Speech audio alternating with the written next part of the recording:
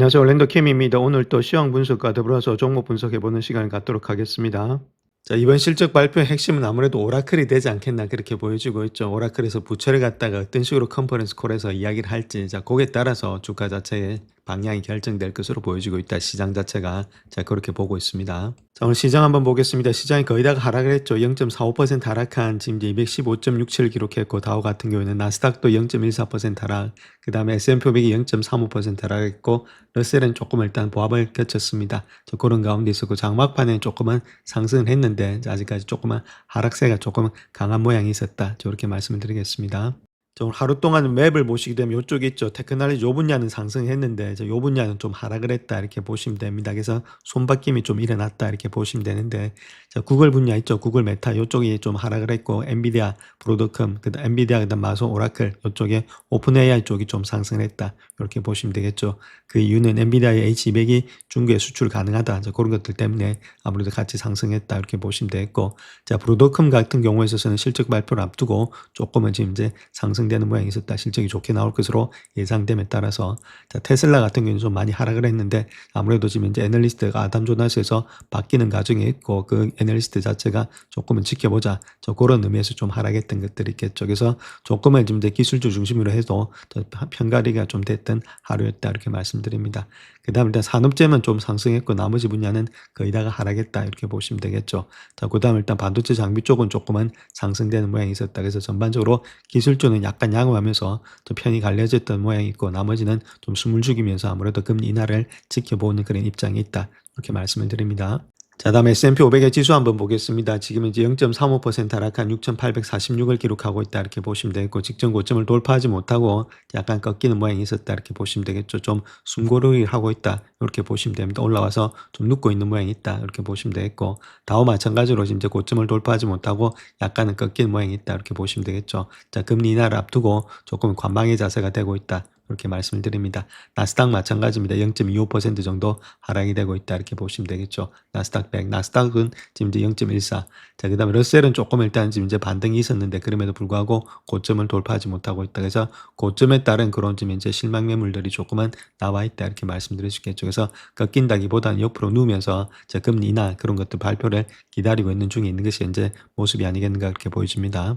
자, 오늘 주가 하락의 원인은 아무래도 10년물 금리가 되지 않겠는가. 금리가 0.75% 상승하고 있고, 자, 마찬가지로 30년물 역시도 0.33%, 2년물 역시도 0.42% 상승하고 있다. 그렇다면 10년물 금리가 많이 상승했던 이유는, 자, 다른 것보다는 뭐 일본 금리도 좀 많이 상승하는 가운데 있죠. 자, 그럼에도 불구하고 요번에 일단은 FOMC에서 만장일치가 안 나오고 있다는 겁니다. 상당히 많이 분열이 일어나고 있다는 거겠죠. 자, 그런 것에 따른 시장의 불안감, 자, 그런 것들이 시장에 반영이 되면서 금리에 대해서 올라가는 그런 모양이 있었다. 원래는 내린다 했으면 금리가 내려가야 되는데 올라가는 그런 모양이 있다. 장기채들이 그렇게 쉽게 지금 꺾이지 않는 모양들, 자, 이런 것들이 시장에 조금 더 압박을 가하고 있다 이렇게 말씀을 드립니다. 자, 그 다음 또 빅스 지수 한번 보겠습니다. 빅스 지수가 조금 일단 바닥권에서 올라오는 모양이 있죠. 그렇기 때문에 이렇게 바닥권에 있다가 올라올 때가 조금 사람들이 있던 심리 자체가 좀 좋아지는데, 그때가 아무래도 단기 고점이 또 될 수가 있다 이렇게 말씀을 드립니다.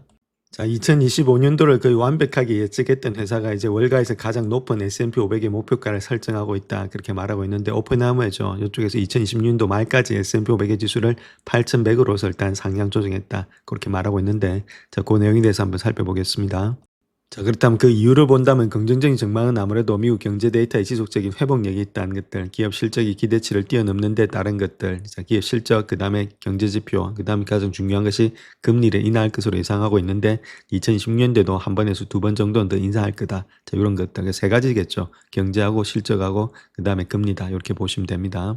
자, 그래서 오펜하이머 같은 경우는 2024년도 말에 2025년도 거를 갖다가 예측할 때 7,100으로 설정을 했다는 겁니다. 1년이 지난 지금 봤을 때 한 3%밖에 남지 않았으니까 잘한 거죠. 근데 특별히 4월에 해방이 날 때 어떤 식으로 이야기했냐면은 목표가를 5,950으로 낮췄습니다. 주가가 많이 떨어지니까 자기들도 침착함을 유지하지 못하고 낮췄다가 다시 7월 말에 7,100으로 바꿔 탔다는 거죠. 그래서 기관들도 자기들이 일단 전망이 틀릴 때 바꿨다가 다시금 바꾼다 이렇게 보시면 됩니다.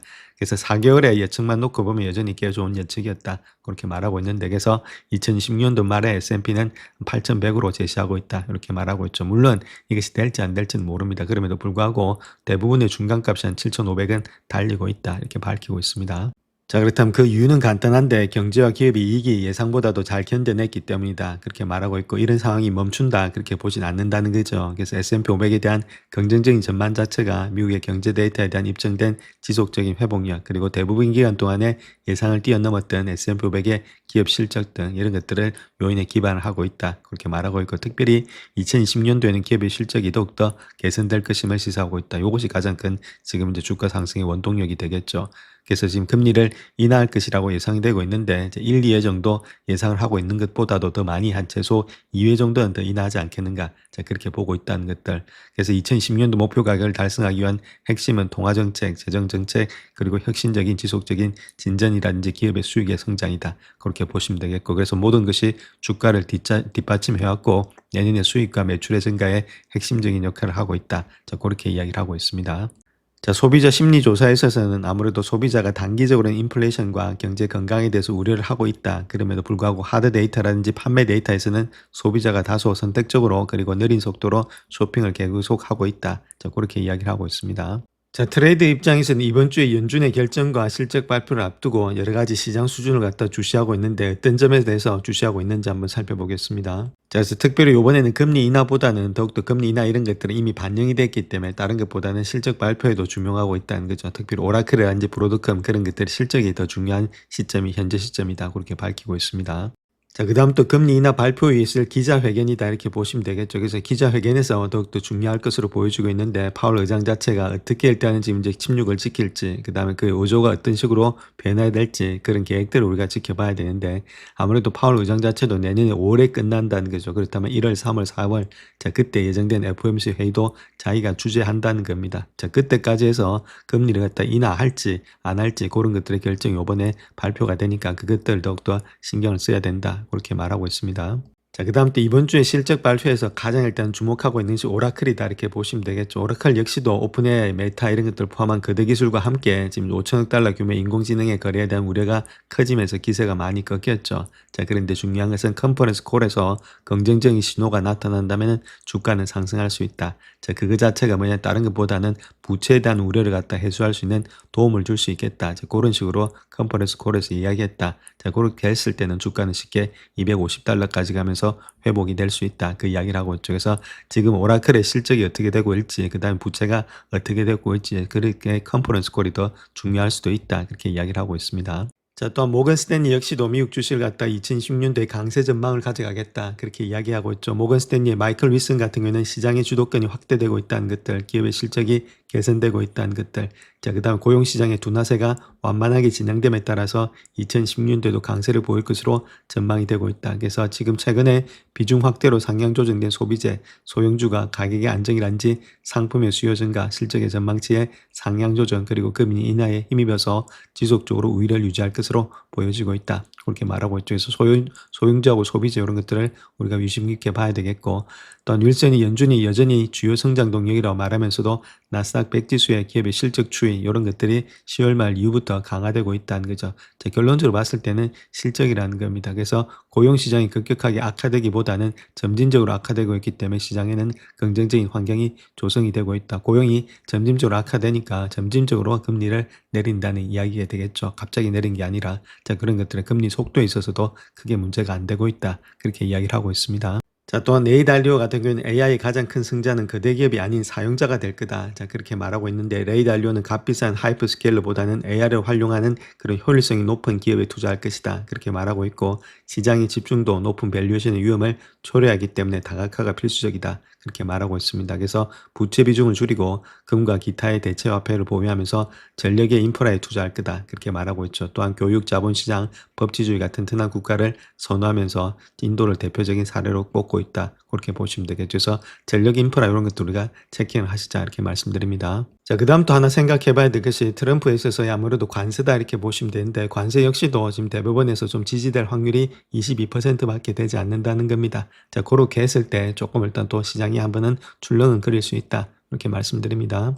자, 그 다음 또 오늘 엔비디아 주가가 조금 많이 올라갔다가 좀 떨어졌죠. 그 이유는 아무래도 미국에서 엔비디아 H200의 칩을 갖다 중국에다 수출 허용하겠다. 자, 그것 때문에 조금 많이 올라갔죠. 올라갔다가 다시금 또 내려오는 모양이 있습니다. 계속 차익 매물이 나타나고 있으니까. 그래서 중국의 수출을 허용할 예정에 있다. 그렇게 말하고 있고 아무래도 최고급 모델보다는 약 18개월 정도 뒤처져 있다 이렇게 말하고 있죠. 이런 것들 때문에 주가가 계속해서 일단 상승세는 유지하고 있다 이렇게 밝히고 있습니다.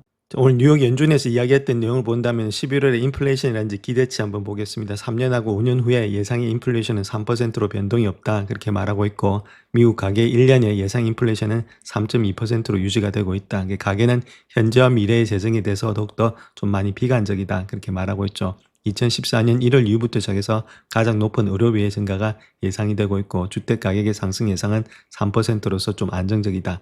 노동시장에 대한 기대감은 좀 개선이 되었다. 자, 그렇게 현재로서 밝히고 있습니다. 그래서 1년 후에 재정 상황이 나아질 것이다. 그렇게 생각하는 가구의 비중은 11월에 2년 만에 최저치를 기록했고 상황이 개선될 것이다. 그렇게 예상하는 가구는 26.5% 미만이라는 거죠. 자, 그만큼 일단 재정 상황이 안 좋다. 그렇게 보면 됩니다. 자, 이렇게 가구 자체가 저소득이 상당히 많아지고 있다. 그렇게 보실 수가 있겠죠. 자, 이번 주 FOMC를 통해서 아무래도 크리스마스에 산타 랠리가 올지 아니면 석탄을 얻을지 자, 그렇게 해서 결정이 될 거다. 그렇게 이야기를 하고 있습니다. 그 내용에 대해서 한번 살펴보겠습니다. 자, 그 이유로 본다면 물론 지금 25베이시스 포인트의 인하할 가능성은 한 87%로 예상되고 있기 때문에 금리 인하는 뭐 기정사실입니다. 근데 그게 중요한 게 아니라 추가적인 금리 인하와 관련된 연준의 2016년도 통화정책의 전망이 어떻게 될지 자, 그에 따라서 산타랠리의 가능성이 있을 것이다. 그 이야기를 하고 있습니다. 자, 그래서 2020년도에 두세 차례 정도의 추가 인하를 예상하고 있는데, 자, 거기서 우리가 봐야 될 것이 산타 랠리를 시작할 수 있는 핵심 요인에 있어서는 금리 결정 외에도 1년에 한 4번 정도 발표하고 있는 경제 전망 요약, 즉 말해서 미래 실업률, 인플레이션, 금리, 이런 것들에 대한 전망이 어떻게 되고 있느냐, 자, 그것이 더 중요하다. 그 이야기를 하고 있습니다. 자, 그렇다면 연준 회의를 앞둔 투자자들의 포지셔닝은 어떻게 되고 있느냐 그렇게 봤을 때 옵션 거래자들은 2025년도 말까지 12월 10일에 시장에서 가장 중요한 날이 될 거다 그렇게 이야기를 하면서 앞으로 많은 변동성이 있을 거다 그렇게 말하고 있죠. 특별히 향후 몇 주 동안에 5에서 한 10% 더 상승할 수도 있고 그 반대일 수도 있다 이렇게 말하고 있습니다. 그래서 아무래도 변동성이 상당히 심각하게 왔다 갔다 할 거다. 자, 그것이 아무래도 이번에 금리 발표 때다 그렇게 말하고 있습니다. 그래서 이럴 때 주가가 많이 빠진다 우리가 매수 관점에서 들어가야 되는데 너무 많이 올라갔다도 이제 쫓아서 담아가서는 안 되겠다 이렇게 말씀드립니다. 자, 그래서 결론적으로 봤을 때 투자자들의 심리가 약세보다는 강세에 가깝다는 것을 보여준다는 거겠죠. 자, 그런 것들이 있고 그렇다 하더라도 단기 변동성을 그렇게 과소평가하지는 말자 그렇게 이야기를 하고 있습니다. 자, 특별히 시장의 모든 움직임을 맞추려는 타이밍을 맞추려는 트레이드들은 혼란에 빠질 수가 있다. 자, 그렇기 때문에 한 걸음 물러서서 조금 일단 아무래도 연준이 금리를 계속 인하할 가능성, 그 다음 경제에 대한 적극적인 실존의 위협이 없다는 전망 이런 것들이 장기적으로 본다면 투자자들에게 도움이 될 수 있다. 낙관적으로 봤을 때. 자, 그런 것들이 있죠. 그래서 연준이 아무래도 강세장에 맞춰 움직이지 않는 기간 동안은 변동성이 많이 있을 수가 있는데 자, 그렇지만은 여전히 연준이 순풍이 불고 있다는 겁니다. 그래서 조금은 단기적으로 왔다 갔다 할 때 빠진다면 좀 매수의 관점이지 매도의 관점보다는 좀 그쪽으로 봐야 되지 않나 그렇게 보여지고 있습니다. 자, 또한 월가의 세 곳의 기업이 2020년도 전망을 갖다 낙관적으로 내놓았다 그렇게 말하고 있고 낙관적인 전망을 내놓은 이유에 대해서 한번 알아보겠습니다. 월가의 세계 증권사가 새해 주식시장 전망을 발표했는데 모두 같은 강세 메시지를 공유한다 그렇게 말하고 있죠. 큰 폭의 상승이 예상된다는 겁니다. S&P 500을 갖다 예측하고 있는데 오펜하이머 같은 경우는 아까 말씀드렸듯이 8,100, 그 다음 울프 리서치가 7,600, 그 다음에 UBS가 7,500까지 상승한다. 그래서 거의 9%부터 시작해서 18%까지 상승 여력이 있다. 그렇게 밝히고 있습니다. 자, 주가가 상승할 수 있는 원인은 아무래도 이익에 있다는 거죠. 기업의 이익에 있다. 그 다음에 UBS에 따르면 기업의 이익이 늘어나면 주가도 상승할 가능성이 높은데 특별히 AI 거대 기업들의 거래 규모로 계속해서 늘리고 있다는 점. 그래서 내년에 EPS 성장률이 한 14% 정도 예상이 되고 있고 그 중에 거의 절반이 AI와 관련된 긴밀해진 그런 기술 플러스 부분에서 나올 것이다. 그렇게 말하고 있습니다. 그래서 AI가 점점 더 통합됨에 따라서 시장 전체가 단기적으로는 더 큰 이익을 얻을 것으로 예상이 되고 있다. 그렇게 말하고 있고 자, 모든 주요 부분에서 AI 도입이 가속화되고 있기 때문에 직접적인 손익분기점의 영향은 정확하게 나타나고 있지는 않다. 자, 그럼에도 불구하고 광범위한 활용 사례, 투자 규모 그리고 초기 운영의 성과 이런 것들이 AI가 다음 주기 동안의 미국 기업들의 핵심 차별화 요소가 될 것임을 시사하고 있다. 이렇게 말하고 있죠. 눈으로는 보이지 않는데 보이지 않는 부분도 많이 있다. 그 이야기를 하고 있습니다.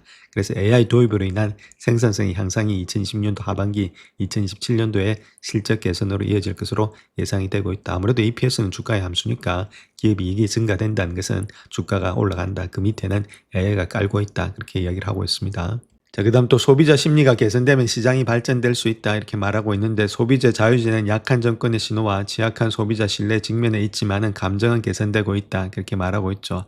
자, 마찬가지로 제조업체들의 약세를 징후를 보이기 시작했을 때도 불구하고 소비자 지출은 내년에도 계속해서 강세를 보인다. 그렇게 말하고 있습니다. 지난 몇 년 동안에 시장의 가격이 상승하면서 저가 소비자보다는 고가 소비자에게 불균형적으로 큰 영향을 미쳤기 때문에 지출은 계속해서 늘어날 가능성이 많이 있다. 자, 그렇게 말하고 있죠. 그런 가운데 있기 때문에 아무래도 소비가 줄어든다고 하지만 이건 저소득층 이야기고, 고소득층은 지출이 계속해서 늘어나기 때문에 소비 지출에 대해서는 큰 문제가 없다, 그 이야기를 하고 있습니다. 자, 먼저 오랫동안에 M7을 지지해온 이 강세론자는 이제 투자자들이 배를 버려야 한다, 그렇게 주장하는데, 이건 마치 왕자의 게임과 같을 겁니다. 그렇게 말을 하고 있죠. 이 사람은 일단 야든이다, 이렇게 보시면 되겠죠. 야든이가 강세론자인데 M7을 조금은 더 비중을 축소해야 된다, 그 이야기를 하고 있습니다. 그 내용에 대해서 한번 살펴보겠습니다.